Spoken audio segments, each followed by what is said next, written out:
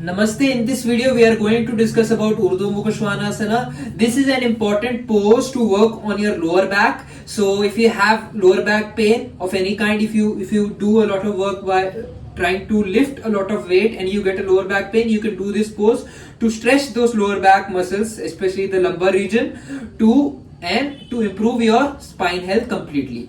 If you do it regularly, if you do it in the right way, this will also improve your digestion. This will also work on your Swadhisthana chakra, which is related to emotion, and this will help you control your emotions more. So to do this asana, you basically come in Vajrasana position. You come into baby crawl position. From that, extend your leg backward as much as possible and try to touch your groin to the ground. So here you can see the space between the groin and the floor. I'm pushing my ground to the floor and looking upwards. You can also try to look backwards. So this is Urdhvamukha.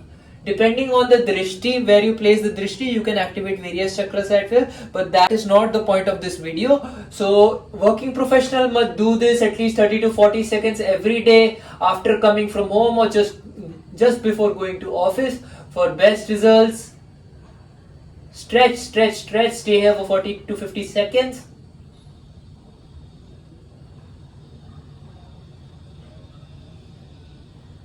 Make sure you inhale and hold while getting into this position. That will make the most out of your yoga session. Always remember, this is not just a pose but also a yoga practice. This will help you connect to the Almighty faster.